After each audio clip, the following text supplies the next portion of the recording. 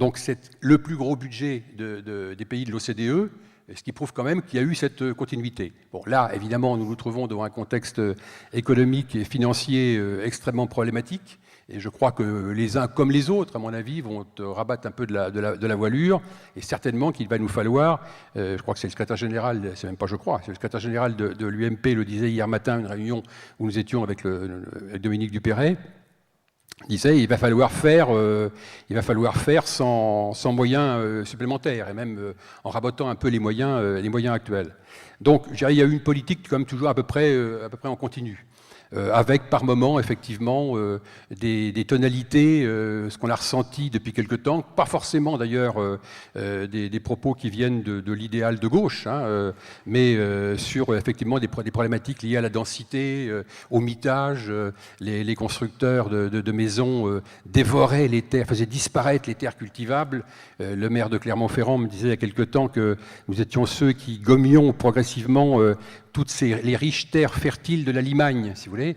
Je lui ai fait remarquer que c'était plutôt la politique agricole commune européenne qui avait plutôt fait disparaître les cultivateurs plutôt que les terres agricoles, puisque la France a la première surface agricole, mais ce qui empêche qu'on voit disparaître progressivement les cultivateurs. Et les cultivateurs, qu'est-ce qu'ils font? Ils font peut-être construire des maisons dans lesquelles ils viennent passer leur retraite par la suite, mais ils ne sont plus effectivement à la ferme. Donc, je ne peux pas dire qu'il y a eu des ruptures vraiment fortes en France, quand même, objectivement, hein, entre ce qu'on appelle la droite et ce qu'on appelle la gauche. Il y a eu 2 mandatures très longues, celle de François Mitterrand, 14 ans, celle de Jacques Chirac pendant 12 ans. L'un était socialiste avéré, mais le premier, mais en ayant eu un parcours antérieur, peut-être un peu moins à gauche. Et puis le président de la République, Jacques Chirac, était un peu plus à droite, et puis il a fini un peu plus radical socialiste. Alors, on voit bien qu'en France, si vous voulez, comme les élus de terrain qui sont dans cette salle, je l'ai été moi-même maire et conseiller général dans le Pas-de-Calais, on est toujours obligé, à un moment donné, et c'est une bonne chose, je crois que c'est ça la démocratie, de mettre de côté un certain nombre d'idéaux pour passer au domaine de la réalité. Comment vous expliquez cette instabilité réglementaire s'il y a un relatif consensus? Alors ça, est-ce qu'il y a une politique de droite et une politique de gauche? Dans l'instabilité, effectivement, je dirais, législative, hein, et ce qu'il y a, c'est qu'il y a en France, globalement, mais pour toute chose, un manque de vision projetée, ce que l'on n'a pas en Allemagne, ce qu'on n'a pas en Suède, ce qu'on n'a pas en Autriche, ce qu'on n'a même pas en Grande-Bretagne, ce qu'on n'a pas en Finlande, ce qu'on n'a pas en certains pays, et qui rend effectivement extrêmement difficile une vision portée pour une profession, et notamment une profession qui a besoin effectivement d'avoir des clients qui ont une vision aussi à moyen terme, long terme, sur ce qui est les politiques d'investissement, et notamment fiscales. Ce harcèlement textuel des Français, qui objectivement s'est quand même amplifié ces derniers mois, pourrait-on dire, voire même semaines.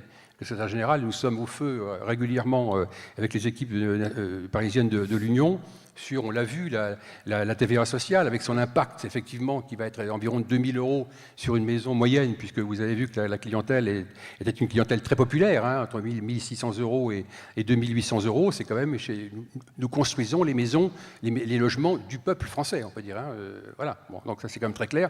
Donc un impact de 2 000 €, sans se soucier de savoir quelle va être la manière dont on va pouvoir régler le problème entre la date du contrat et la date à laquelle les travaux vont être réalisés, puisque tout le monde sait que c'est le problème de la TVA qui est en vigueur au moment où on émet une facture, que l'on applique. On voit bien qu'il va y avoir un phénomène de rattrapage, on demande d'enregistrer les contrats. Un grand constructeur français qui n'est pas loin de moi, d'ailleurs à cette table, a dû faire enregistrer 3 500 contrats en quelques jours dans une préfecture d'un département pas forcément le plus important de France.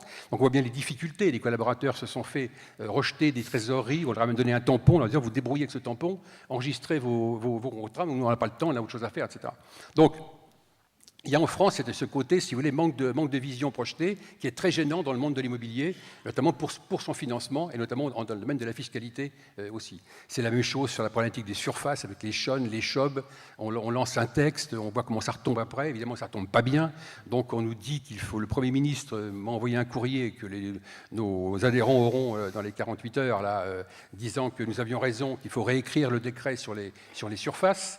Mais on va se faire appuyer quand même par le Conseil d'État, comme ça lui nous donnera raison sur le fait que ça avait été mal écrit, mais par nous. Vous voyez, donc voilà, je dirais que c'est ce côté un peu brouillon, si vous voulez, comme si la Terre allait s'arrêter de tourner dans 48 heures, et ça qui est quand même typiquement français, qui est extrêmement gênant pour les chefs d'entreprise qui sont dans la salle, extrêmement gênant pour les Français qui veulent investir dans leur habitat. D'un autre côté, l'instabilité financière, le manque de confiance dans les produits boursiers, dans l'or, dans toutes ces valeurs, fait qu'effectivement, on constate un repli aujourd'hui un peu plus sur l'immobilier, en se disant avoir un toit à soi, c'est déjà commencé d'être, hein, comme disait Fernand Braudel. Je crois que c'est déjà une réalité. Merci. Vous dites on construit la maison du peuple, hein, c'est une jolie expression, et c'est vrai qu'on l'a vu avec les chiffres de M. Caron, 1 600 €, enfin, on accède à la propriété à partir d'un revenu de 1 600 € par mois, c'est quand même assez étonnant. Moi, j'étais surpris de ces chiffres. Les prix, d'ailleurs, juste pour conclure, les prix n'ont pas augmenté, ont très faiblement augmenté sur 10 années. Depuis 10 ans, étude de l'INSEE, ouais. Hein, le prix d'une maison individuelle construite par nos adhérents a cru de 1,48 sans le terrain, de 1,52 avec le terrain, alors que les prix dans l'immobilier collectif neuf ont doublé et dans l'ancien ont été multipliés par 2,08. Ouais. Voilà. Je crois que là, vous avez quand même la capacité d'une profession à réguler des prix, à les maîtriser par des raisonnements industriels et surtout par une parfaite connectique avec la réalité du terrain. On bâtit des murs autour des rêves des gens qui ont effectivement entre 1 500 et 2 600, 2 700 € par mois. Je crois que c'est ça, effectivement, la force de cette profession. Alors, la solvabilité, c'est le mot-clé aujourd'hui et de cette table ronde et presque de cette journée. Marguerite Gascard, vous êtes directeur du réseau du Crédit Foncier et vous êtes spécialiste du financement de projets immobiliers et plus particulièrement des primo-accédants. Aujourd'hui, qui peut, selon vous, accéder à la propriété ? Alors effectivement, c'est un sujet important et on a découvert avec André Caron le poids de la primo-accession, 61%.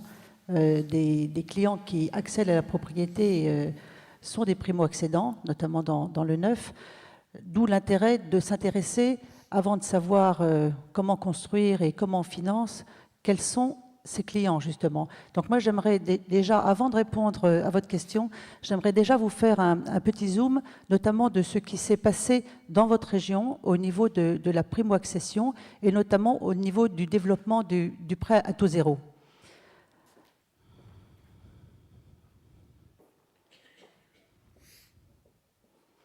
Voilà, donc ce slide représente région par région avec les derniers chiffres qui sont la synthèse de la région Pays de Loire, représente le nombre de prêts à taux zéro par habitant pour 10 000 habitants sur les départements donc, qui concentrent la région Pays de Loire sur les années 2009, 2010 et puis 2011. Qu'est-ce qu'on constate ? Sans surprise, c'est que l'année phare, ça a été l'année 2010, avec des cheminées vertes qui sont extrêmement élevées sur la région Pays de Loire et pour l'ensemble donc des départements. C'est bien sûr l'effet du plan de relance avec le NPTZ qui avait doublé puis semi-doublé le prêt à taux zéro.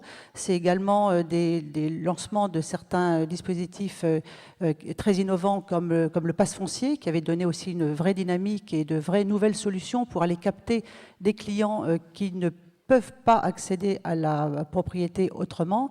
Je vous rappelle, le pass foncier, c'est un dispositif qui consiste à dissocier finalement la propriété du sol de la propriété du bâti. Donc forcément, les projets sont moins chers et on peut aller chercher donc, des clients qui n'auraient pas pu accéder avec des moyens et des financements traditionnels. Ensuite, 2011, donc, on constate une baisse généralisée du nombre du prêt à taux zéro pour 10 000 habitants sur l'ensemble des régions, peut-être modulo la région Loire-Atlantique, qui, elle, par rapport à 2009, donc, tire son épingle du jeu. C'est à peu près la seule région qui tire son épingle du jeu par rapport à 2009, si je mets de côté, bien sûr, l'année 2011, qui était exceptionnelle pour les raisons que je vous ai indiquées. Si maintenant, je m'intéresse aux clients eux-mêmes, le profil des clients et le profil des opérations que nous avons financées. Alors quand je dis nous, c'est la place, puisque ces statistiques ne sont pas celles du Crédit Foncier, mais sont celles du FGAS, donc représentent bien l'intégralité des projets financés par l'ensemble donc, des banques sur votre région.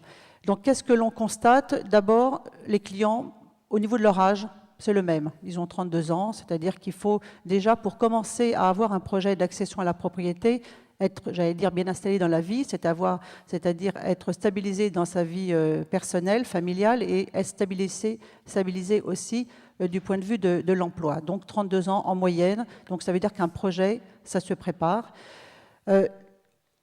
Quelque chose qui a changé en revanche entre 2009 et 2011, c'est la part des couples sans enfants.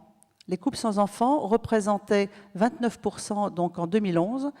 Ça, c'est quelque chose de nouveau. Effectivement, sur les années précédentes, la catégorie la plus représentée était plutôt des couples ayant 2 enfants et plus, avec 25 et 27% de poids relatif dans l'ensemble des couples ayant accédé à la propriété. Donc tout ça, ça veut dire quand même que 75% des clients sont des couples avec ou sans enfants, mais qu'il y a quand même 25% de ces clients qui sont soit des célibataires, soit des familles monoparentales, comme vous le souligneliez très justement tout à l'heure, madame. 25%, c'est effectivement pas rien. Ce sont une nouvelle catégorie également d'accédants à la propriété sur le marché du neuf. Les revenus ont également dû progresser, je dis dû parce qu'on le verra après avec le développement du budget, ils ont dû progresser également pendant cette période. En 2009, le revenu moyen imposable, donc avant abattement donc des accédants à la propriété dans le neuf de votre région, était de 1 896 € par mois. En 2011, on constate donc une augmentation de ces revenus à 2 152 € en moyenne.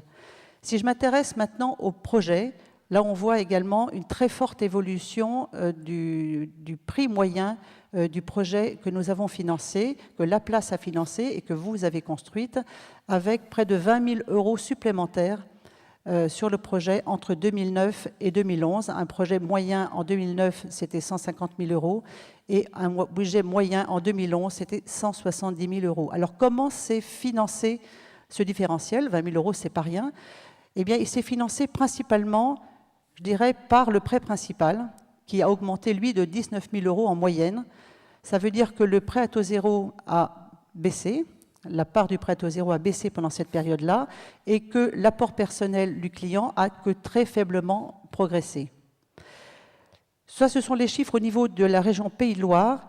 Alors, je ne vais pas vous détailler l'ensemble des régions qui sont derrière, mais tous ces slides, en revanche, sont à votre disposition si vous voulez avoir, donc, département par département, l'évolution de Pays de Loire, de la Vendée, du Maine-et-Loire, de la Sarthe, et puis de la Mayenne. Voilà. Donc tous ces slides seront à votre disposition. Merci pour cet éclairage. Pour faire simple, quel constat en tirez-vous? Si on voulait schématiser, déjà, on pourrait se dire que d'une région à l'autre, déjà, on a constaté que peu de différences sur les profils des accédants, les écarts les plus sensibles étant sur les budgets moyens, puisque la progression sur la Vendée a été de 20 000 €, mais que sur la Sarthe, l'augmentation du budget moyen est plus importante, puisque c'est 37 800 € supplémentaires qu'il a fallu pour un accédant à la propriété, donc déboursé pour devenir propriétaire en 2011. Mais en moyenne, si on veut maintenant regarder pour qui vous construisez et pour qui nous intervenons pour le financement, on peut dire que nos clients accédants, nos primo-accédants sont principalement donc des couples avec ou sans enfants, qu'ils ont un budget moyen de l'ordre de 170 000 € et des revenus inférieurs à 2 400 € par mois. Donc ça, c'est une donnée importante, il me semble.